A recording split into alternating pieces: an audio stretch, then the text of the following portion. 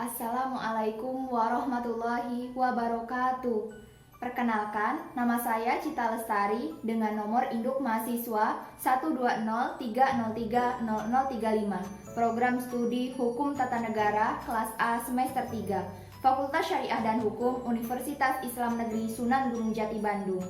Saya akan memaparkan ulasan mengenai pembahasan mata kuliah Hukum Tata Negara mulai dari pertemuan 9 sampai pertemuan 15 yang merupakan ujian akhir semester 3 mata kuliah Hukum Tata Negara dengan dosen pengampu Bapak Lutfi Fahrurizal SSY MH.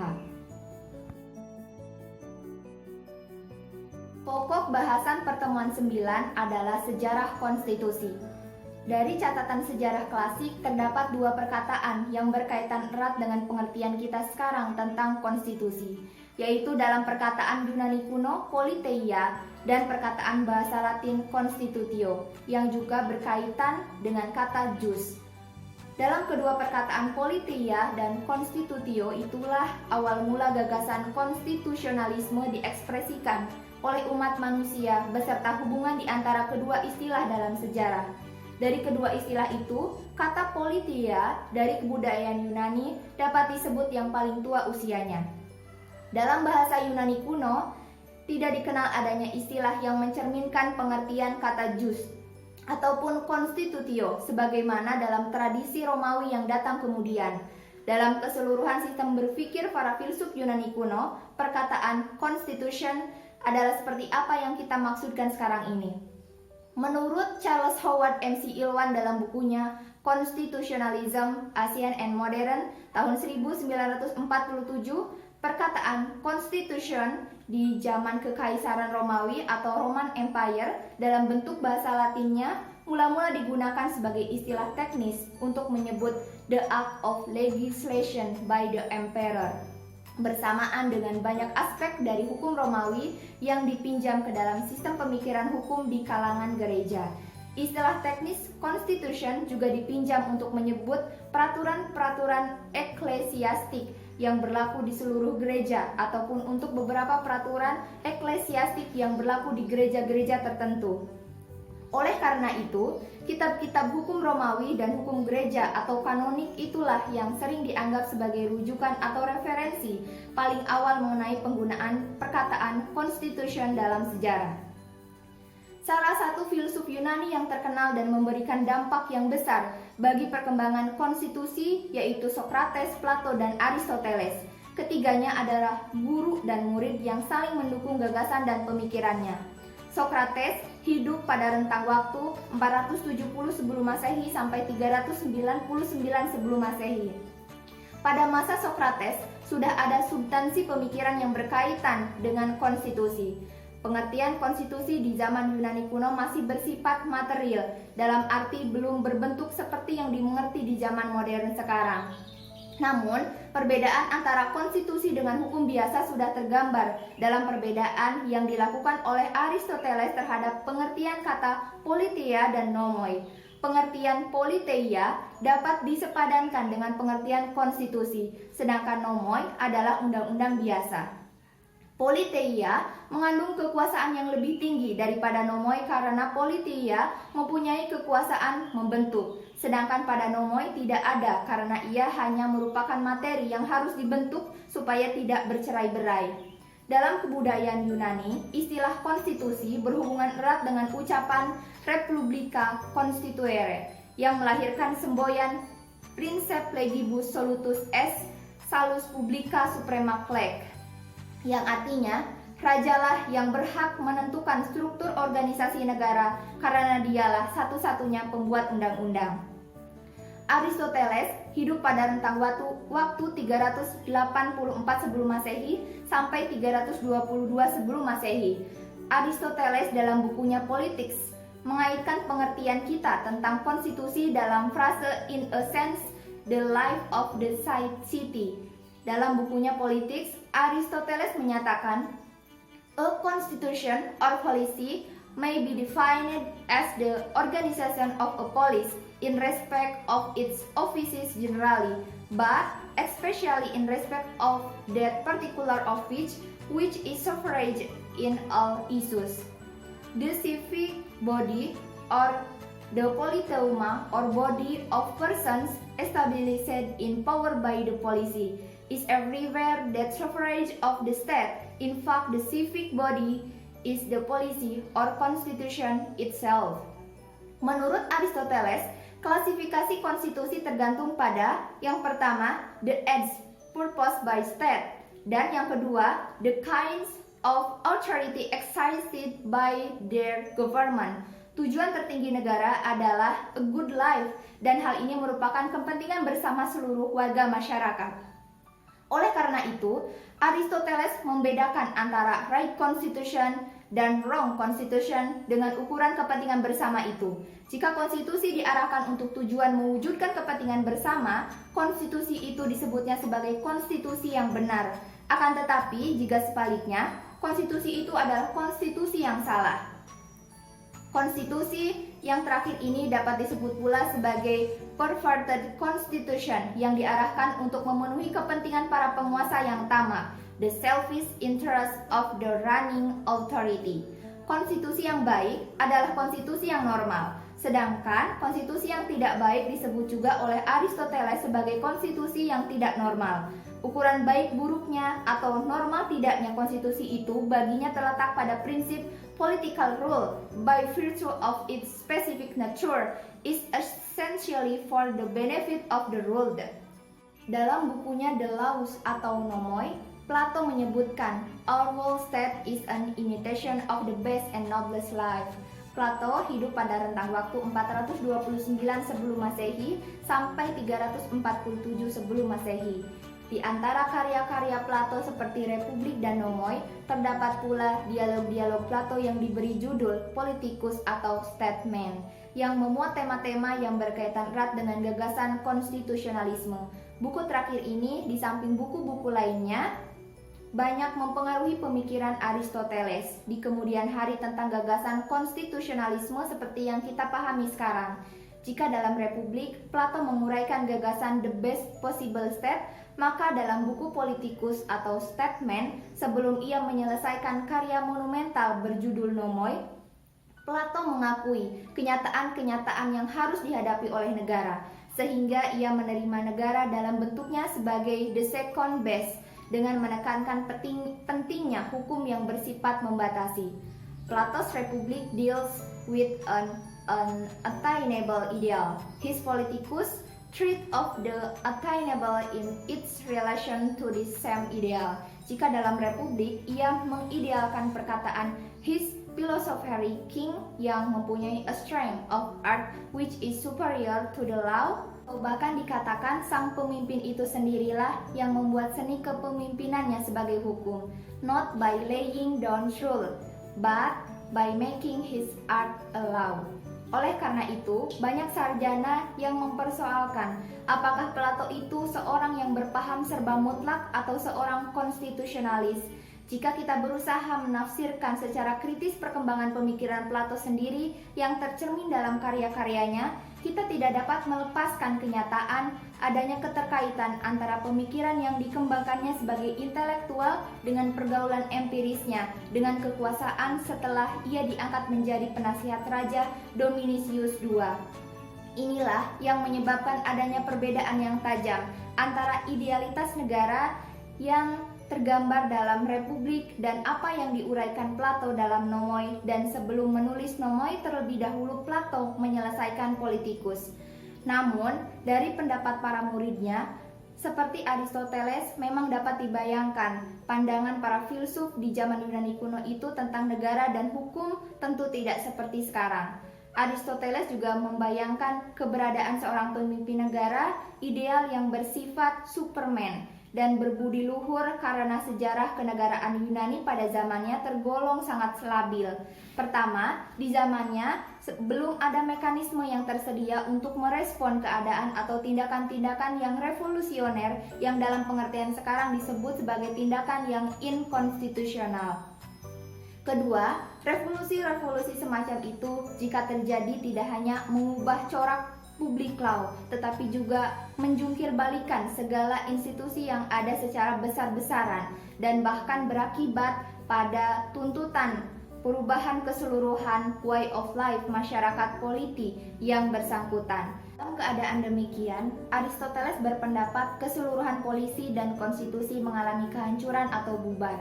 Ketiga, revolusi demikian selalu terjadi dengan disertai kekerasan atau violence, prostitution, ostracism, dan bahkan kematian, sehingga orang Yunani dihinggapi oleh penyakit fear of statis. Keadaan demikian itulah yang menyebabkan Aristoteles berada pada posisi untuk memberikan nasihat kepada sang tiran mengenai bagaimana memperpanjang tipe kekuasaan, type of government, yang diakuinya sebagai kekuasaan yang paling menindas di dunia, the most oppressive in the world, serta paling singkat usianya. Kondisi sosial politik tidak stabil itulah yang menyebabkan orang berusaha memilih status quo. Aliran konstitusi. Dalam perkembangannya, terdapat dua aliran konstitusi, yaitu sebagai berikut. Yang pertama, Rule of Law atau Anglo-Sakon. Aliran Rule of Law atau Anglo-Sakon digagas oleh Aphidise yang berpandangan bahwa hukum dasar tidak harus tertulis. Jadi, di negara yang menganut aliran Rule of Law atau Anglo-Sakon, tidak ada aturan dasar yang tertulis. Contoh negara yang menganut aliran ini adalah Inggris. Yang kedua, Rechtsstaat atau Eropa kontinental. Aliran Rechtsstaat atau Eropa kontinental merupakan aliran yang menghendaki hukum tertulis atau kodifikasi. Aliran ini digagas oleh Immanuel Kant, Paul Laban, Julius Stahel, dan Fichte. Kedudukan konstitusi. Secara umum, konstitusi mempunyai fungsi sebagai berikut. Yang pertama, membatasi sebuah kekuasaan. Hal ini bertujuan untuk menjamin hak-hak anggota warga masyarakatnya, terutama warga negara, dari tindakan sewenang-wenang penguasanya. Yang kedua, mengatur sebuah kekuasaan. Hal ini bertujuan untuk dijadikan landasan struktural penyelenggaraan pemerintahan menurut suatu sistem ketatanegaraan yang pasti dan pokok-pokoknya telah digambarkan dalam aturan-aturan konstitusi atau undang-undang dasarnya. Yang ketiga, jaminan hak asasi manusia. Hak asasi manusia merupakan hak yang secara kodrat melekat pada umat manusia, sehingga harus mendapatkan jaminan akan pemenuhan dan perlindungan hak asasi manusia. Jaminan terhadap hak asasi manusia biasanya mendapatkan tempat dalam konstitusi atau peraturan perundang-undangan setiap negara. Hal ini menggambarkan betapa pentingnya adanya pengakuan dan penegakan atas hak asasi manusia. Dokumentari Constitution. Konstitusi-konstitusi di dunia yang sudah didokumentasikan diantaranya Piagam Madinah tahun 622, Konstitusi Amerika Serikat tahun 1787, Konstitusi Prancis tahun 1791, Konstitusi Spanyol tahun 1812, Konstitusi Norwegia tahun 1814, Undang-Undang Dasar Belanda tahun 1814, Konstitusi Italia tahun 1848, Konstitusi Swedia tahun 1866, Konstitusi Swiss atau Switzerland tahun 1874, Konstitusi Utsmaniyah tahun 1876, Konstitusi Jepang tahun 1889, Konstitusi Rusia tahun 1918, Konstitusi Weimar Jerman tahun 1919, Konstitusi Finlandia tahun 1919, Konstitusi Austria tahun 1920, Konstitusi Cekoslovakia tahun 1920, Konstitusi Hongaria tahun 1920, Konstitusi Yugoslavia tahun 1921, Konstitusi Belgia tahun 1921, Konstitusi Uni Soviet tahun 1926, Konstitusi Turki tahun 1924, Konstitusi Libanon tahun 1926, Konstitusi Portugal tahun 1933, Undang-Undang Dasar Negara Republik Indonesia tahun 1945, Konstitusi Burma tahun 1947, Konstitusi Jerman Barat tahun 1948, Konstitusi Sri Lanka tahun 1948, dan Konstitusi India tahun 1950. Pokok bahasan pertemuan ke-10 adalah terbentuknya konstitusi. Keberadaan organisasi negara diperlukan oleh masyarakat agar kepentingan para anggota masyarakat dapat dipenuhi dan dilindungi. Namun demikian, kekuasaan negara yang berada pada satu tangan dapat menimbulkan penyalahgunaan kekuasaan atau abuse of power. Oleh karena itu harus dibatasi. Pembatasan kekuasaan dilakukan agar keadilan dan kesejahteraan rakyat yang menjadi cita-cita suatu negara dapat diwujudkan. Untuk membatasi kekuasaan negara harus dibuat konstitusi. Apakah konstitusi itu? Konstitusi adalah segala ketentuan tentang ketatanegaraan atau undang-undang dasar suatu negara. Konstitusi adalah hukum dasar yang dijadikan pegangan dalam penyelenggaraan suatu negara. Konstitusi yang merupakan hukum dasar, the fundamental law, dan hukum tertinggi, the higher law, menjadi pegangan bagi penyelenggara negara dalam menyelenggarakan pemerintahan. Konstitusi mempunyai fungsi khusus, yaitu menentukan dan membatasi kekuasaan negara, serta menjamin dan melindungi hak-hak warga negara dan hak asasi manusia. Dengan pembatasan yang tegas, diharapkan penguasa tidak mudah memanipulasi konstitusi untuk kepentingan kekuasaannya, sehingga hak-hak warga negara akan lebih terlindungi. Dalam konstitusi diatur hubungan antar lembaga negara yang ada dan hubungan antara negara dengan warga negara. Sebagai hukum dasar, the fundamental law, dan hukum tertinggi, the higher law, konstitusi harus dipatuhi oleh semua penyelenggara negara dan semua warga negara agar kekuasaan negara tidak disalahgunakan dan hak-hak warga negara tidak dilanggar. Paham yang bertujuan membatasi kekuasaan negara ini disebut konstitusionalisme. Menurut Carl J. Frederick, konstitusionalisme adalah gagasan bahwa pemerintah merupakan suatu kumpulan aktivitas pembatasan yang diselenggarakan atas nama rakyat, tetapi tunduk kepada beberapa pembatasan yang diharapkan akan menjamin bahwa kekuasaan yang diperlukan untuk pemerintahan itu tidak disalahgunakan. Konstitusionalisme menghadirkan situasi yang dapat memupuk rasa aman karena adanya pembatasan terhadap wewenang pemerintah yang telah ditentukan terlebih dahulu.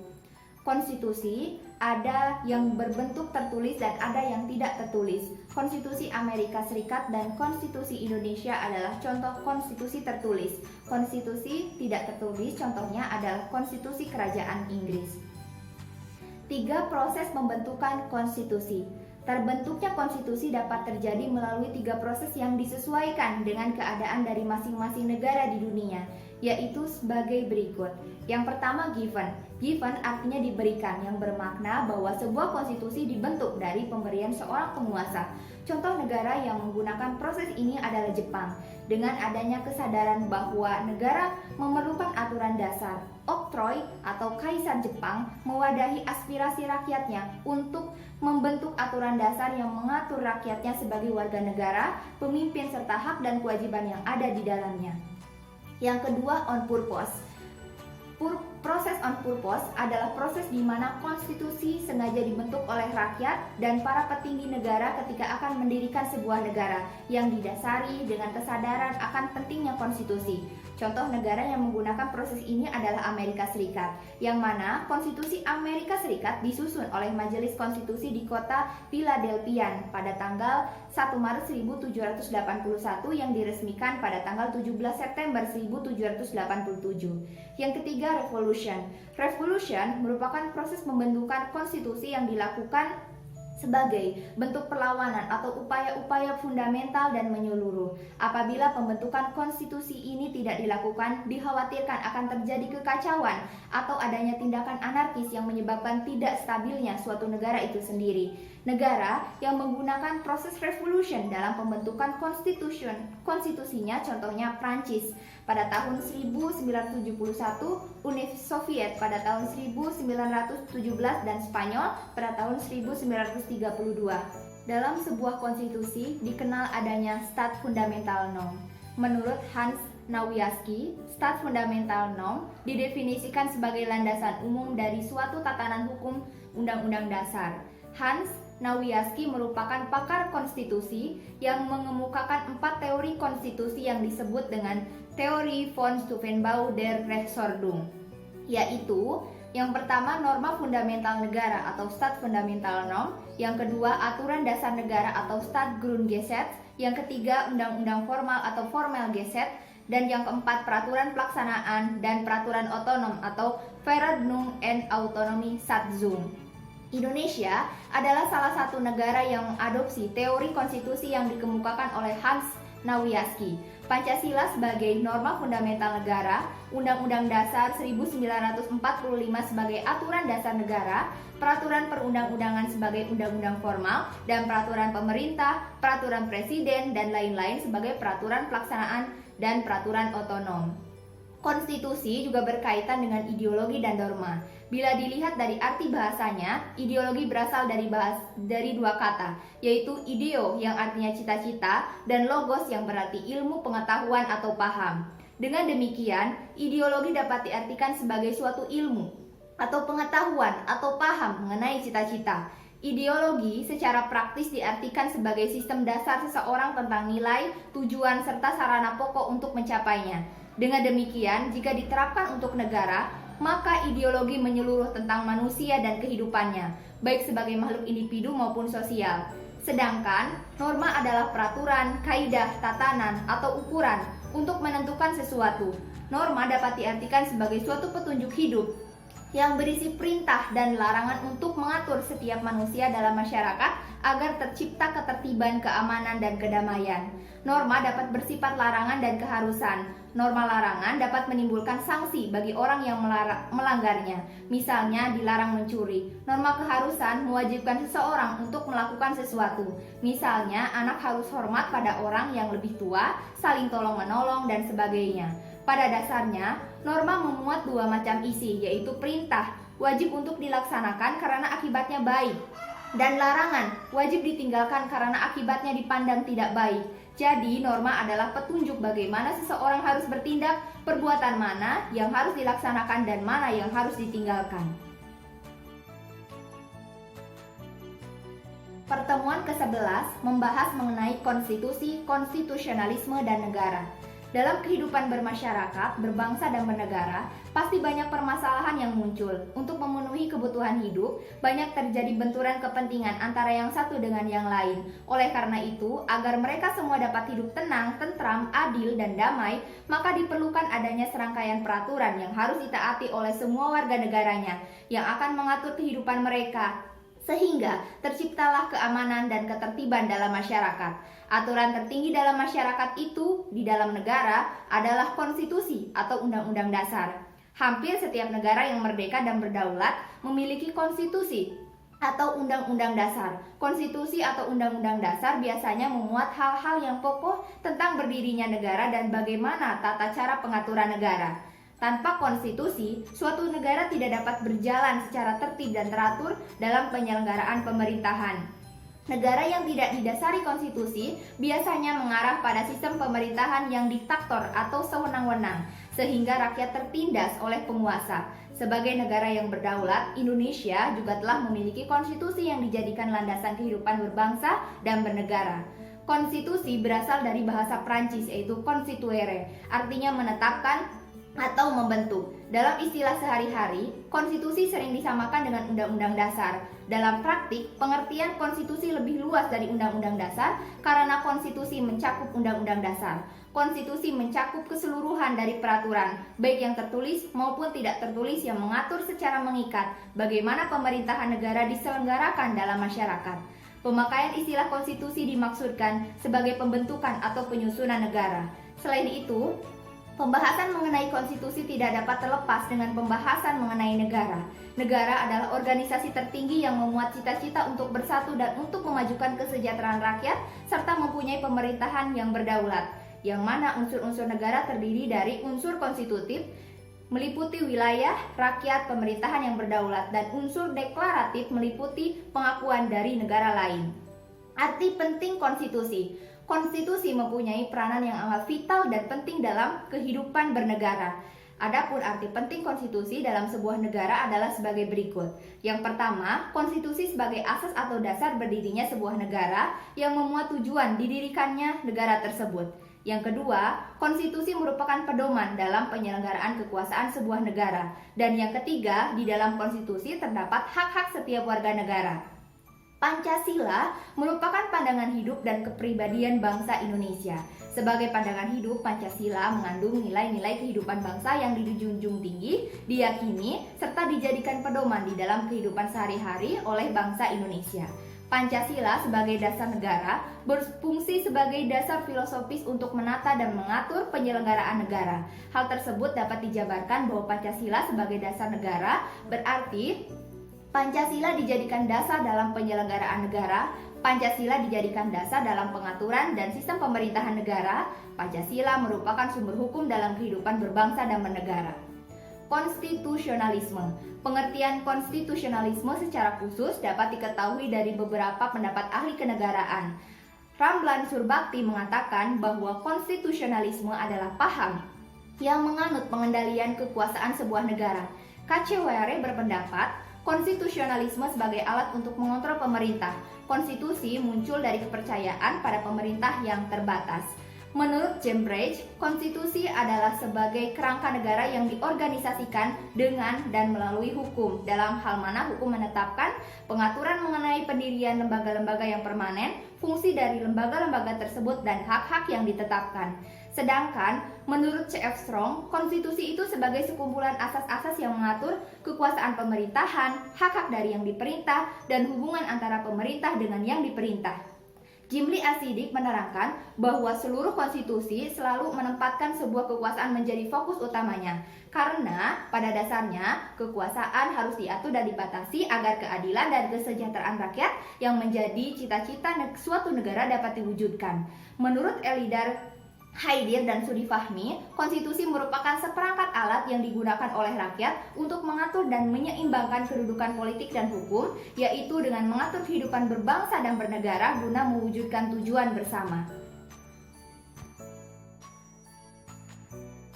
Temuan ke-12 membahas mengenai Konstitusi Madinah dan ketatanegaraan modern. Dasar-dasar pembinaan kehidupan masyarakat dan penyelenggaraan negara Islam didasarkan pada hukum tertulis yang oleh Nabi disebut sahifat. Para ahli memberi nama yang berbeda-beda terhadap naskah perjanjian tersebut, seperti W. Montgomery Watt menyebutnya The Constitution of Medina, R.A. Nicholson menamakannya Charter, Majdi Khaduri menyebutnya Treaty, oleh Philip Kahiti disebut Agreement, Anthony Nutting menyebutnya Agreement, Ahmad Sukarja menyebutnya sebagai sahifat yang semakna dengan charter dan piagam, J. Suyuti Pulungan menamakannya konstitusi, dan oleh Ahmad Syafi'i disebut Alkitab atau buku, Al-Syahifat atau bundelan kertas. Walaupun disebut dengan nama yang berbeda, tidak keluar dari isi sahifat itu yang meliputi perjanjian antara kaum muhajirin, Ansor, dan Yahudi yang mengatur mereka dalam kehidupan bermasyarakat dan bernegara.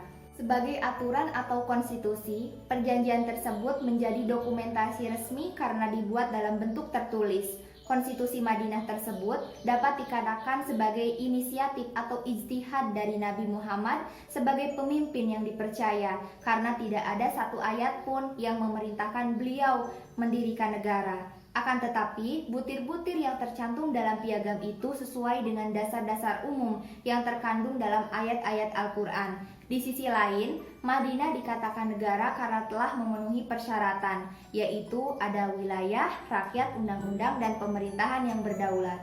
Semua unsur tersebut telah tercakup pada negara Islam pertama itu.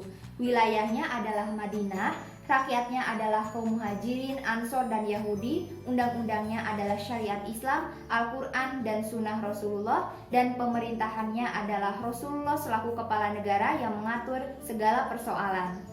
Menurut Hiti, terwujudnya naskah perjanjian itu merupakan bukti kemampuan Nabi SAW melakukan negosiasi dan konsiliasi dengan berbagai kelompok masyarakat Madinah, sehingga beliau diakui sebagai pemimpin mereka. Beliau juga mampu mempersatukan seluruh kaum muslimin yang berasal dari berbagai kabilah dan membentuk mereka menjadi satu umat. Sebagai suatu jamaah, mereka harus saling menolong atas dasar iman dan persamaan antara kaum muslimin dan Yahudi dalam permasalahan ekonomi, sosial, dan politik.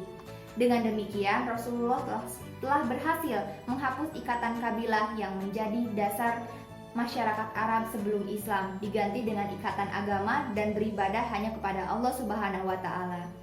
Dasar-dasar masyarakat baru yang dibentuk oleh Rasulullah itu jauh berbeda dari sistem masyarakat Arab jahiliyah karena berdasarkan sejumlah prinsip, yaitu prinsip manusia sebagai umat yang satu, prinsip persamaan dan kebebasan, prinsip persaudaraan dan persatuan, prinsip tolong-menolong dan membela yang teraniaya, prinsip hidup bertetangga, prinsip keadilan, prinsip musyawarah, prinsip pelaksanaan hukum dan sanksi hukum, prinsip toleransi beragama dan hubungan antar pemeluk agama, prinsip pertahanan dan perdamaian, prinsip amar ma'ruf dan nahi munkar, prinsip ketakwaan, prinsip kepemimpinan, dan prinsip tanggung jawab pribadi dan kelompok yang berlaku untuk semua penduduk Madinah.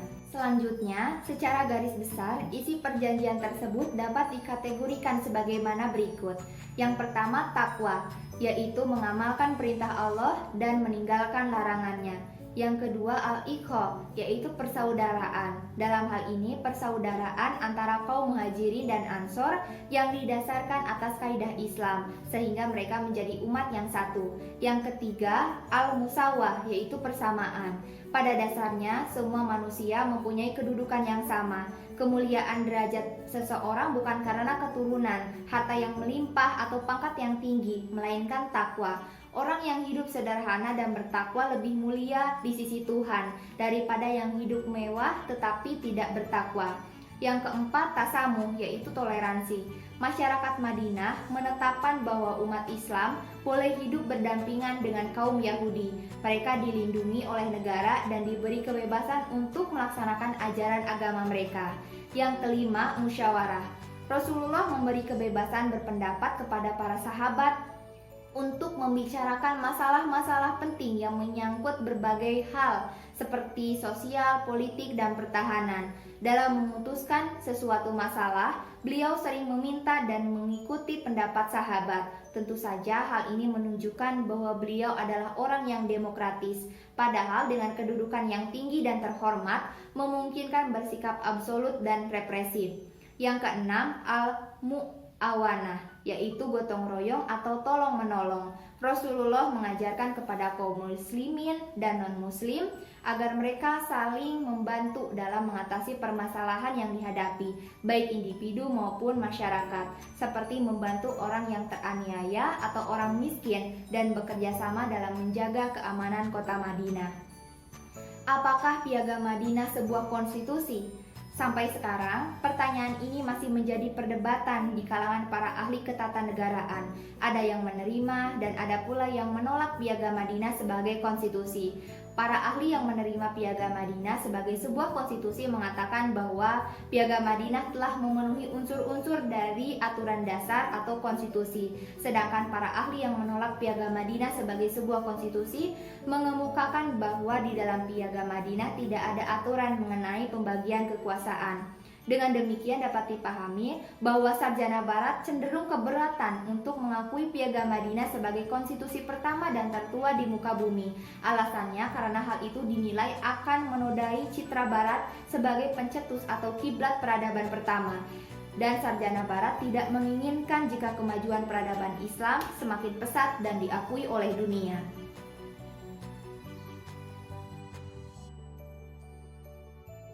Pada pertemuan ke-13, pokok bahasannya adalah faktor-faktor daya ikat konstitusi. Faktor-faktor daya ikat konstitusi merupakan hal yang sangat penting yang menjadi penentu bagaimana daya ikat sebuah konstitusi dalam pelaksanaannya. Terdapat 3 faktor yang mempengaruhi daya ikat sebuah konstitusi di dalam kehidupan bermasyarakat, berbangsa, dan bernegara, yaitu hukum, politik, dan moral, yang mana ketiganya mempunyai hubungan yang erat. Adapun uraiannya sebagai berikut. Yang pertama, hukum.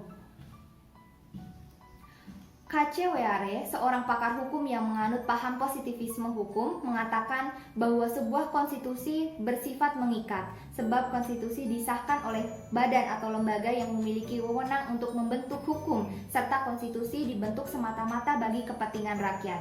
Hukum ialah peraturan mengenai tingkah laku manusia dalam pergaulan masyarakat yang diadakan oleh badan-badan resmi yang berwajib. Peraturan itu bersifat memaksa karena hukum itu merupakan peraturan-peraturan hidup kemasyarakatan yang dapat memaksa orang supaya menaati tata tertib dalam masyarakat dan memberikan sanksi yang tegas berupa hukuman terhadap siapa yang tidak mau, patuh atau menaati. Dengan demikian, hukum yang memiliki sifat memaksa tersebut berharap agar seluruh lapisan masyarakat patuh atau menaati kaidah hukum yang berlaku agar tercipta keamanan, ketertiban, kedamaian, dan keselamatan dalam masyarakat. Yang kedua, politik. Menurut pendapat saya, politik adalah upaya yang dilakukan dengan berbagai asas, prinsip, keadaan, jalan, cara, dan alat yang digunakan untuk mewujudkan cita-cita dan tujuan tertentu yang hendak dicapai. Dalam pelaksanaannya, politik mempunyai keterkaitan erat dan hubungan timbal balik dengan polisi. Politik sebagai asas, jalan, arah, dan medannya, sedangkan polisi menunjukkan pertimbangan bagaimana cara pelaksanaan asas, jalan, dan arah tersebut dengan sebaik mungkin. Polisi dapat dimaknai sebagai kebijaksanaan guna mencapai terwujudnya cita-cita dan tujuan yang hendak dicapai. Secara umum, politik menyangkut proses penentuan tujuan negara dan cara-cara pelaksanaannya. Politik mempunyai peranan yang amat penting dalam suatu negara, serta menjadi salah satu faktor yang menentukan daya ikat konstitusi. Ruang lingkup politik mencakup negara, kekuasaan, pengambilan keputusan, kebijakan umum, distribusi atau alokasi sumber daya yang ada. Politik juga merupakan upaya kenegaraan yang akan menentukan hukum dan konstitusi dalam sebuah negara. Apabila kondisi politik dalam suatu negara itu baik, maka baik pula daya ikat konstitusinya. Akan tetapi, jika kondisi politik dalam suatu negara itu buruk, maka buruk pula daya ikat konstitusinya.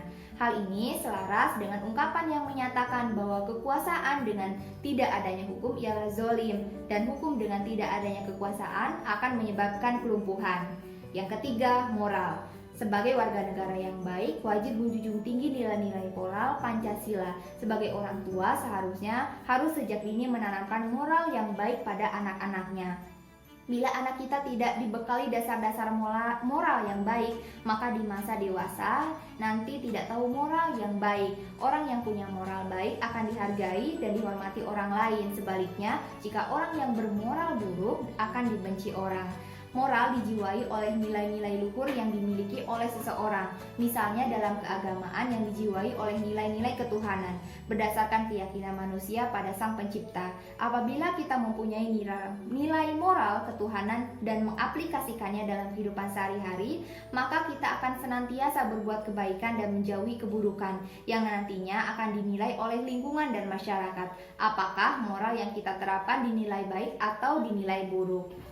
Contohnya, kita bersikap peduli terhadap lingkungan sekitar dan masyarakat, maka orang lain pasti akan menilai kita sebagai orang yang bermoral baik.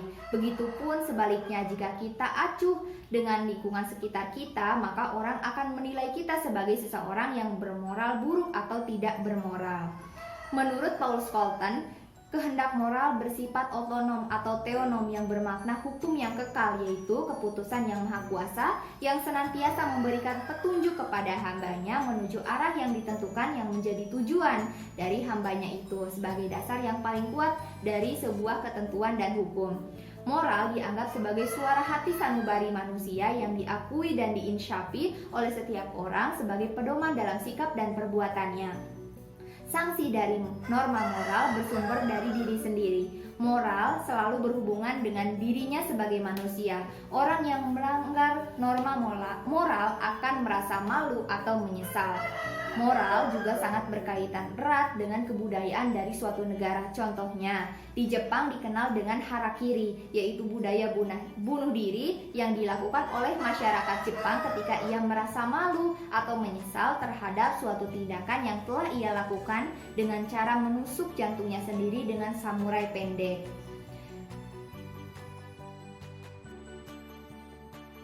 Bahasan pertemuan ke-14 adalah Sejarah Ketatanegaraan Indonesia pra dan pasca kemerdekaan. Sejarah ketatanegaraan Indonesia terbagi menjadi 3 sistem ketatanegaraan, yaitu sistem pra-kemerdekaan, sistem pasca kemerdekaan, dan sistem era reformasi. Adapun uraiannya sebagai berikut. Yang pertama, sistem pra-kemerdekaan. Penjajahan Belanda di Indonesia. Pada tanggal 13 November 1596, Belanda di bawah pimpinan Cornelis de Houtman pertama kali mendarat di Banten, dan pada tanggal 20 Maret 1602, Belanda mendirikan kongsi dagang VOC di Batavia untuk memperkuat kedudukannya.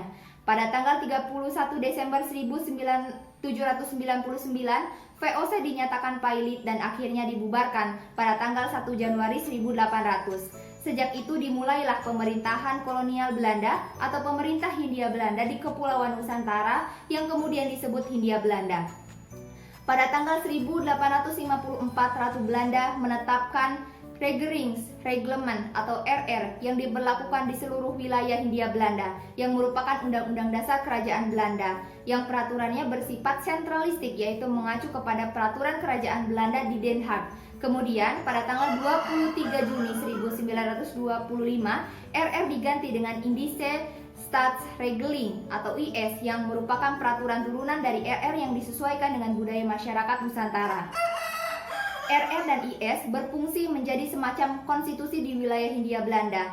RR sebenarnya tidak lain adalah Grondwet van Nederlands-Indië. Namun karena Hindia Belanda merupakan kolonial state, maka tidak disebut Grondwet, melainkan Beginselenwet, yaitu peraturan yang memuat ketentuan-ketentuan pokok mengenai bagaimana caranya memerintah suatu koloni. Dengan demikian, meskipun merupakan Beginselenwet, sebenarnya RR itu sama sifatnya dengan Grondwet. Dalam pelaksanaannya, Indische Staatsregeling atau IS memuat dua peraturan perundang-undangan, yaitu yang pertama peraturan umum yang disebut dengan Algemene Verordeningen yang terdiri dari yang pertama Wet yang didirikan oleh mahkota dan parlemen sebagai badan pembentuk undang-undang negeri Belanda. Yang kedua Algemene Maatregelen van Bestuur atau AMVB yang didirikan oleh mahkota sendiri. Yang ketiga Ordonantie yang didirikan oleh Gubernur Jenderal bersama Volksraad.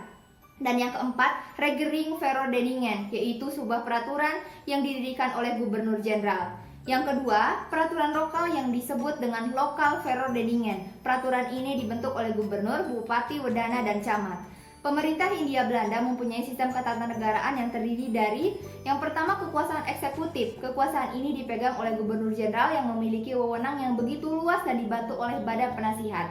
Yang kedua, kekuasaan kehakiman. Kekuasaan ini dipegang oleh Mahkamah Kehakiman. Dan yang ketiga, pengawas keuangan. Kekuasaan ini dipegang oleh Algemene Rekenkamer. Kemudian penjajahan Jepang di Indonesia.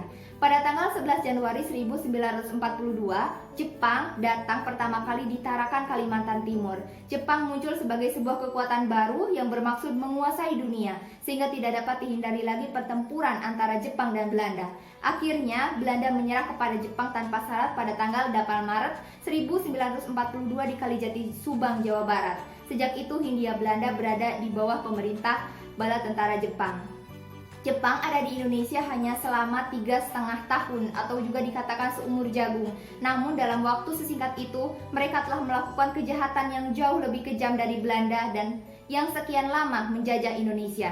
Selama masa pemerintahan Jepang di Indonesia pada tahun 1942 sampai 1945, Indonesia dibagi dalam dua wilayah kekuasaan. Dua wilayah kekuasaan tersebut adalah sebagai berikut. Yang pertama, wilayah Komando Angkatan Laut yang berpusat di Makassar, meliputi Kalimantan, Sulawesi, Nusa Tenggara, Maluku, dan Irian Jaya. Yang kedua, wilayah Komando Angkatan Darat yang berpusat di Jakarta, meliputi Jawa, Madura, Sumatera, dan Malaya. Pusat komando untuk seluruh kawasan Asia Tenggara terdapat di Dalat atau Vietnam. Pada masa pendudukan Jepang, ada beberapa aturan yang tidak boleh dilanggar oleh pemerintah Jepang, yaitu pemerintah Jepang tidak diperkenankan untuk mengubah sistem ketatanegaraan atau hukum yang telah ada di Hindia Belanda. Pemerintah Jepang hanya melanjutkan kekuasaan dari pemerintahan Belanda. Kekuasaan tertinggi berada pada bala tentara Jepang, bukan pada pemerintahan Belanda. Menjelang akhir Perang Dunia II, yaitu pada awal tahun 1945, kedudukan Jepang di medan perang makin terdesak oleh sekutu. Jepang makin giat mendekati dan merayu bangsa Indonesia supaya bangsa Indonesia mau membantunya. Setelah Jepang terdesak sekutu pada bulan September 1944, Jepang memberikan janji kemerdekaan pada Indonesia. Agar lebih meyakinkan janji tersebut, lagu Indonesia Raya diakui sebagai lagu kebangsaan dan bendera merah putih boleh dikibarkan di samping bendera Jepang.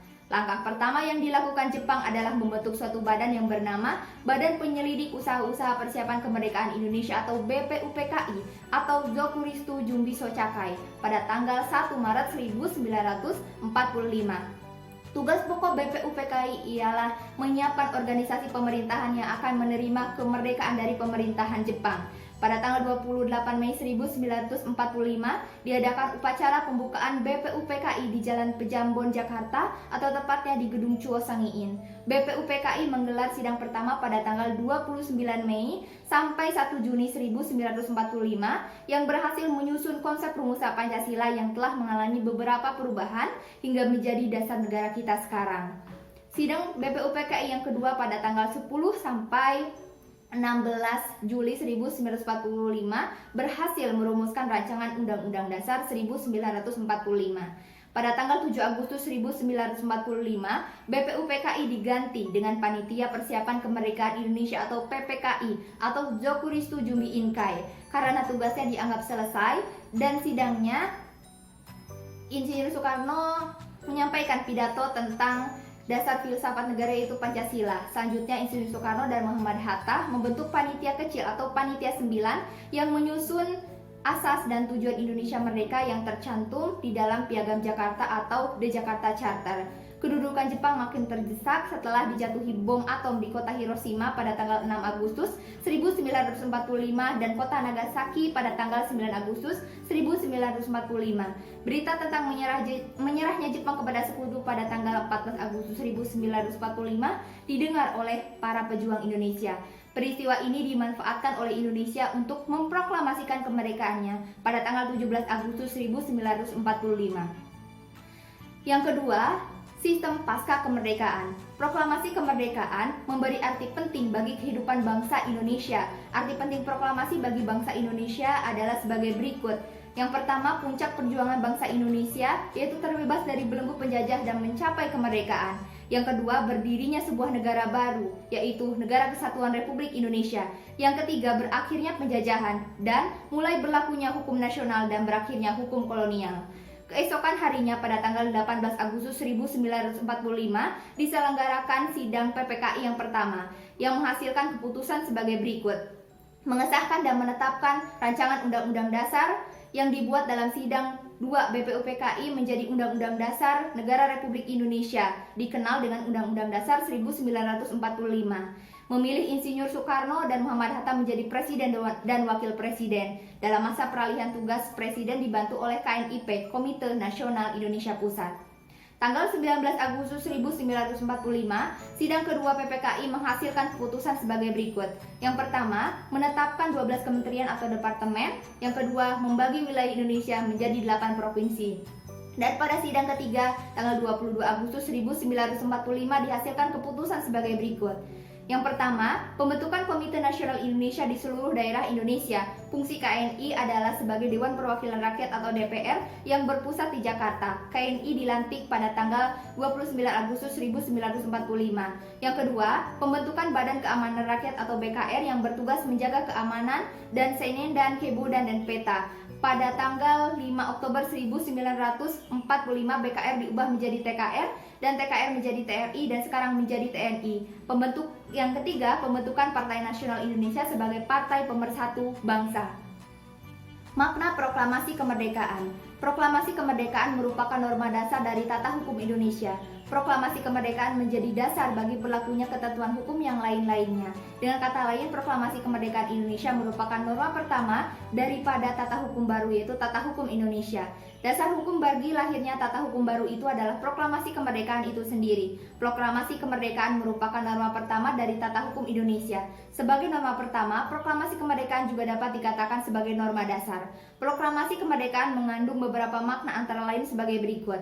Dari sudut ilmu hukum, makna proklamasi merupakan pernyataan yang berisikan keputusan bangsa Indonesia telah menghapuskan tata hukum kolonial untuk digantikan dengan tata hukum nasional. Dari sudut politik ideologis, proklamasi merupakan pernyataan bangsa Indonesia telah berhasil melepaskan diri dari segala belenggu penjajahan dan sekaligus menunjukkan kemandirian dan kemampuan bangsa Indonesia menjadi negara Republik Indonesia yang bebas, merdeka, dan berdaulat penuh.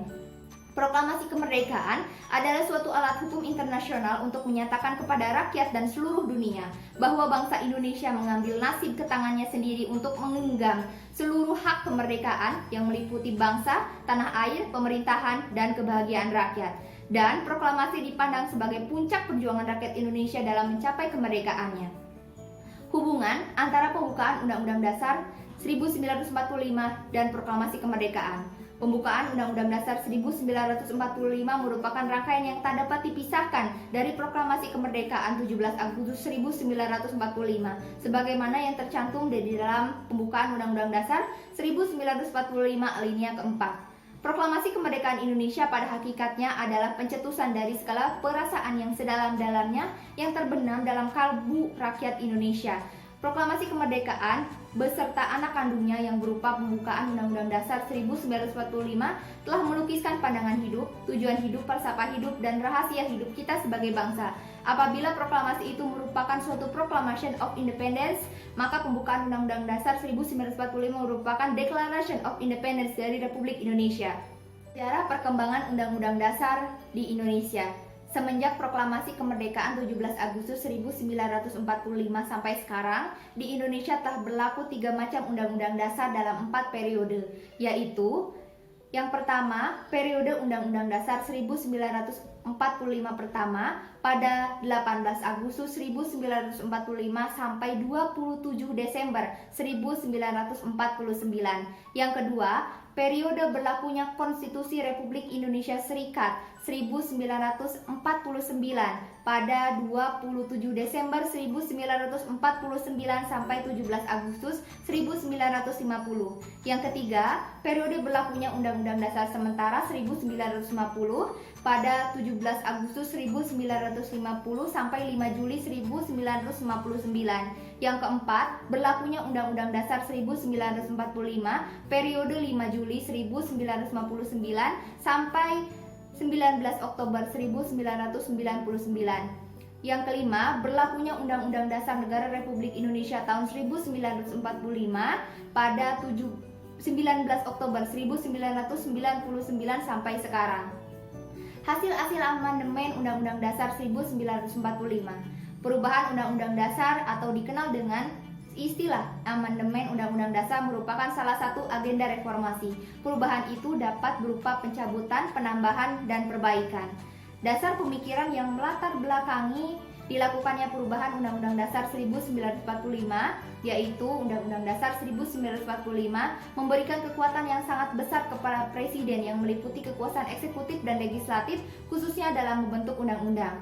Undang-Undang Dasar 1945 mengandung pasal-pasal yang terlalu luas atau fleksibel sehingga dapat menimbulkan lebih dari satu tafsir atau multitafsir. Dan kedudukan penjelasan Undang-Undang Dasar 1945 seringkali diperlukan dan mempunyai kekuatan hukum seperti pasal-pasal atau batang tubuh Undang-Undang Dasar 1945. Dalam melaksanakan perubahan terhadap Undang-Undang Dasar 1945, terdapat beberapa kesepakatan dasar, yaitu tidak mengubah pembukaan Undang-Undang Dasar 1945, tetap mempertahankan NKRI, mempertegas sistem pemerintahan presidensial, dan penjelasan Undang-Undang 1945 yang memuat hal-hal normatif akan dimasukkan ke dalam pasal-pasal atau batang tubuh. Perubahan terhadap Undang-Undang Dasar 1945 dilakukan secara bertahap karena mendahulukan pasal-pasal yang disepakati oleh semua fraksi di MPR. Kemudian dilanjutkan dengan perubahan terhadap pasal-pasal yang lebih sulit memperoleh kesepakatan. Perubahan terhadap Undang-Undang Dasar 1945 dilakukan sebanyak 4 kali melalui mekanisme sidang MPR. Yang pertama, Sidang Umum MPR 1999 tanggal 14 sampai 21 Oktober 1999. Yang kedua, Sidang Tahunan MPR 2000 tanggal 7 sampai 18 Agustus tahun 2000. Yang keempat, Sidang Tahunan MPR 2001 tanggal 1 sampai 9 November 2001. Dan yang keempat, Sidang Tahunan MPR 2002 tanggal 1 sampai 11 Agustus 2002. Perubahan Undang-Undang Dasar Negara Republik Indonesia dimaksudkan untuk menyempurnakan Undang-Undang Dasar itu sendiri, bukan untuk mengganti. Pada pertemuan ke-15, pokok bahasannya adalah hukum kewarganegaraan. Kewarganegaraan Republik Indonesia diatur dalam Undang-Undang Nomor 12 Tahun 2006 tentang Kewarganegaraan Republik Indonesia. Menurut undang-undang ini, orang yang menjadi warga negara Indonesia atau WNI adalah sebagai berikut. Setiap orang yang sebelum berlakunya undang-undang tersebut telah menjadi WNI, anak yang lahir dari perkawinan yang sah dari ayah dan ibu WNI, anak yang lahir dari perkawinan yang sah dari seorang ayah WNI dan ibu warga negara asing atau WNA, atau sebaliknya. Anak yang lahir dari perkawinan yang sah dari seorang ibu WNI dan ayah yang tidak memiliki kewarganegaraan atau hukum negara asal sang ayah tidak memberikan kewarganegaraan kepada anak tersebut. Anak yang lahir dalam tenggang waktu 300 hari setelah ayahnya meninggal dunia dari perkawinan yang sah dan ayahnya itu seorang WNI. Anak yang lahir di luar perkawinan yang sah dari ibu WNI. Anak yang lahir di luar perkawinan yang sah dari ibu WNA yang diakui oleh seorang ayah WNI sebagai anaknya dan pengakuan itu dilakukan sebelum anak tersebut berusia 18 tahun atau belum kawin. Anak yang lahir di wilayah negara Republik Indonesia yang pada waktu lahir tidak jelas status kewarganegaraan ayah dan ibunya. Anak yang lahir, yang baru lahir, yang ditemukan di wilayah negara Republik Indonesia selama ayah dan ibunya tidak diketahui. Anak yang lahir di wilayah negara Republik Indonesia apabila ayah dan ibunya tidak memiliki kewarganegaraan atau tidak diketahui keberadaannya. Anak yang dilahirkan di luar wilayah Republik Indonesia dari ayah dan ibu WNI yang karena ketentuan dari negara tempat anak tersebut dilahirkan memberikan kewarganegaraan kepada anak yang bersangkutan, dan anak dari seorang ayah dan ibu yang telah dikabulkan permohonan kewarganegaraannya. Kemudian ayah dan ibunya meninggal dunia sebelum mengucapkan sumpah atau menyatakan janji setia. Salah satu syarat berdirinya negara adalah adanya rakyat. Tanpa adanya rakyat, negara itu tidak mungkin terbentuk.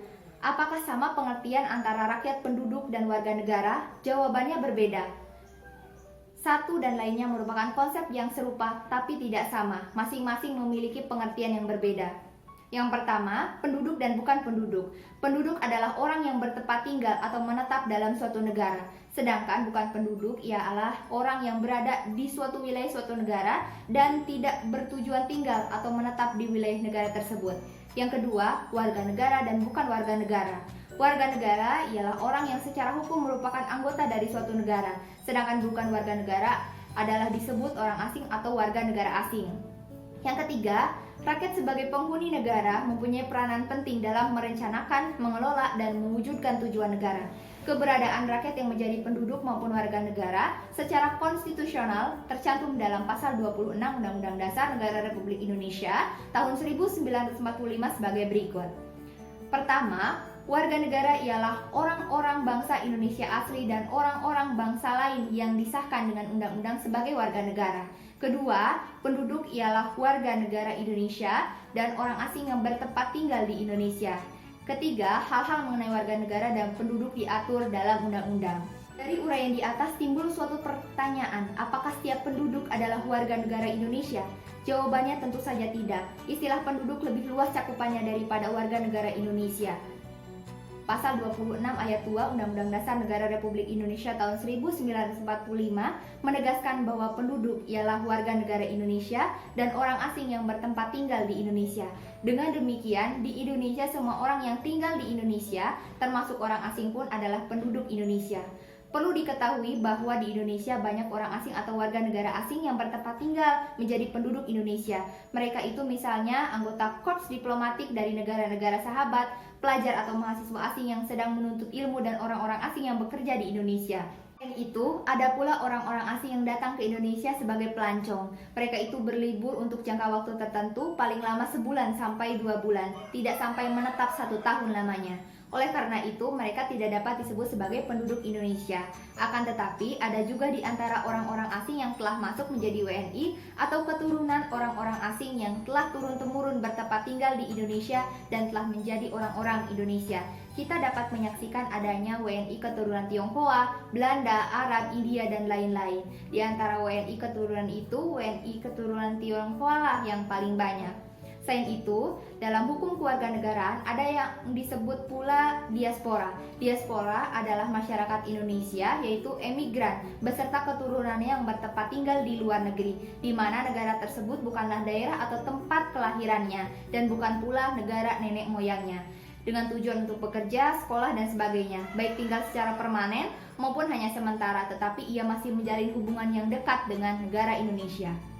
Asas-asas kewarganegaraan Indonesia. Asas kewarganegaraan adalah dasar berpikir dalam menentukan masuk tidaknya seseorang dalam golongan warga negara dari suatu negara tertentu. Pada umumnya, asas dalam menentukan kewarganegaraan dibedakan menjadi dua, yaitu yang pertama, asas ius sanguinis atau asas keturunan, atau law of the blood, yaitu kewarganegaraan seseorang ditentukan berdasarkan pada keturunan orang yang bersangkutan. Misalnya, seseorang dilahirkan di negara A, sedangkan orang tuanya berkewarganegaraan negara B, maka ia adalah warga negara B. Jadi, berdasarkan asas ini, kewarganegaraan anak selalu mengikuti kewarganegaraan orang tuanya tanpa memperhatikan di mana anak itu lahir.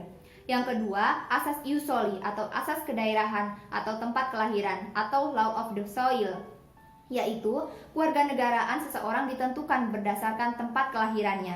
Misalnya, seseorang dilahirkan di negara B, sedangkan orang tuanya berkewarganegaraan negara A, maka ia adalah warga negara B. Jadi, menurut asas ini, kewarganegaraan seseorang tidak terpengaruh oleh kewarganegaraan orang tuanya, karena yang menjadi patokan adalah tempat kelahirannya. Adanya perbedaan dalam menentukan kewarganegaraan di beberapa negara, baik yang menerapkan asas ius soli maupun ius sanguinis, dapat menimbulkan dua kemungkinan status kewarganegaraan seorang penduduk. Yang pertama, apatrid, yaitu adanya seorang penduduk yang sama sekali tidak mempunyai kewarganegaraan. Misalnya, seorang keturunan bangsa A yang menganut asas ius soli lahir di negara B yang menganut asas ius sanguinis. Orang tersebut tidaklah menjadi warga negara A dan juga tidak menjadi warga negara B. Orang tersebut tidak mempunyai kewarganegaraan. Yang kedua, bipatrid, yaitu adanya seorang penduduk yang mempunyai dua macam kewarganegaraan sekaligus atau kewarganegaraan rangkap.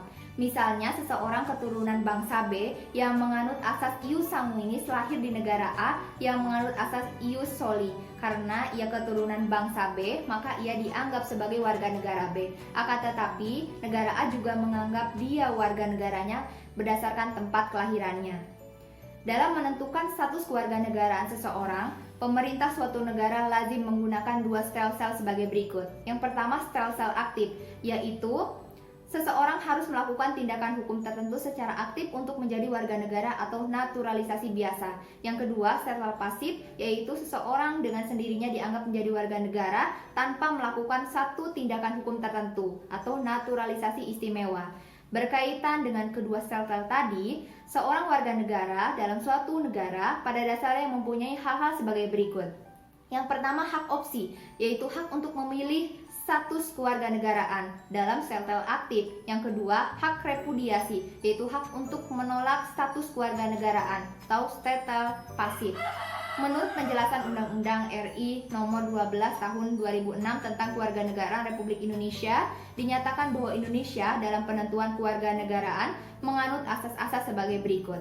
Yang pertama, asas ius sanguinis, yaitu asas yang menentukan kewarganegaraan seseorang berdasarkan keturunan, bukan berdasarkan negara tempat dilahirkan. Yang kedua, asas ius soli secara terbatas, yaitu asas yang menentukan kewarganegaraan seseorang berdasarkan negara tempat kelahiran, yang diberlakukan terbatas bagi anak-anak sesuai dengan ketentuan yang diatur undang-undang. Yang ketiga, asas kewarganegaraan tunggal, yaitu asas yang menentukan satu kewarganegaraan bagi setiap orang. Dan yang keempat, asas kewarganegaraan ganda terbatas, yaitu asas yang menentukan kewarganegaraan ganda bagi anak-anak sesuai dengan ketentuan yang diatur dalam undang-undang. Syarat-syarat menjadi warga negara Indonesia. Pada bagian sebelumnya disebutkan bahwa orang yang menjadi warga negara Indonesia adalah warga negara Indonesia asli dan orang asing yang disahkan dalam undang-undang menjadi warga negara Indonesia. penduduk asli negara Indonesia secara otomatis adalah warga negara Indonesia. Sedangkan orang dari bangsa asing untuk menjadi warga negara harus mengajukan permohonan kepada pemerintah Indonesia. Proses permohonan itu dinamakan dengan kewarganegaraan atau naturalisasi. Permohonan kewarganegaraan dibedakan menjadi dua, yaitu naturalisasi biasa dan naturalisasi istimewa. Kemudian, dui kewarganegaraan. Negara yang menerapkan dui kewarganegaraan atau kewarganegaraan rangkap contohnya Indonesia, Jerman, Armenia, Australia, Yaman, Pakistan, Maroko, dan Spanyol. Dui kewarganegaraan terdiri dari 3 macam. Yang pertama, dui kewarganegaraan terbatas. Dui kewarganegaraan terbatas merupakan sistem kewarganegaraan yang paling banyak diterapkan oleh negara-negara di dunia. Hal ini bertujuan untuk melindungi anak-anak yang masih berusia di bawah 18 tahun yang lahir dari perkawinan campur untuk memperoleh kewarganegaraan yang berdasarkan asas ius soli atau asas tempat kelahiran. Contoh negara yang menerapkan dui kewarganegaraan terbatas yaitu Indonesia, Jerman, Sri Lanka, dan Belanda. Di Indonesia, anak yang lahir dari hasil perkawinan campur dapat memperoleh 2 macam kewarganegaraan. Namun setelah usianya 18 tahun atau sudah menikah, maka ia harus memilih status kewarganegaraannya. Sedangkan Jerman menerapkan dui kewarganegaraan terbatas dengan beberapa ketentuan sebagai berikut. Yang pertama, adanya persetujuan dari pemerintah melalui Menteri Dalam Negeri. Yang kedua, harus dengan mempertimbangkan unsur kepentingan publik dan pribadi seperti memiliki kerabat atau aset di Jerman. Yang ketiga, anak yang lahir dari orang tuanya yang merupakan warga negara asing yang telah menetap selama 8 tahun di Jerman. Maka anak tersebut memiliki 2 macam kewarganegaraan. Yang keempat, anak yang lahir dari orang tuanya yang merupakan warga negara asing dapat memiliki 2 macam kewarganegaraan selama ia menetap di Jerman atau orang tuanya merupakan warga negara Uni Eropa atau Swiss.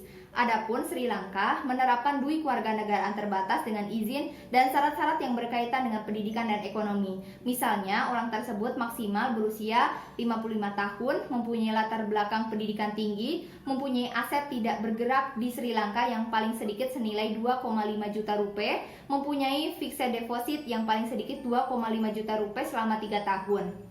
Kemudian, Belanda akan menerapkan dui kewarganegaraan terbatas apabila warga negara asing melakukan naturalisasi dan lahir di negara yang menerapkan asas kewarganegaraan ius soli dan hanya negara tersebut yang berwenang mencabut status kewarganegaraan dari warga negaranya. Yang kedua, dui kewarganegaraan penuh. Contoh negara yang menerapkan dui kewarganegaraan penuh yaitu Armenia, yang mana dui kewarganegaraan di Armenia bersifat penuh, artinya memiliki hak yang sama dengan warga negara Armenia termasuk wajib militer. Yang ketiga, dui kewarganegaraan bersyarat. Namun, ada pula negara yang tidak menerapkan dui kewarganegaraan atau negara non-dui kewarganegaraan. Contohnya Norwegia, Islandia, Vietnam, Myanmar, dan lain-lain. Vietnam menerapkan single nationality kecuali yang ditetapkan lain oleh undang-undang. Dengan demikian dapat dipahami bahwa setiap negara mempunyai hukum kewarganegaraan yang berbeda-beda beserta aturan atau ketentuan yang ada di dalamnya. Sekian bahasan serta ulasan saya mengenai pembahasan mata kuliah Hukum Tata Negara dari pertemuan 9 sampai pertemuan 15 sebagai ujian akhir semester 3 mata kuliah Hukum Tata Negara. Apabila terdapat perkataan yang salah dan tidak berkenan di hati, saya mohon beribu-ribu maaf yang sebanyak-banyaknya. Terima kasih. Wassalamualaikum warahmatullahi wabarakatuh.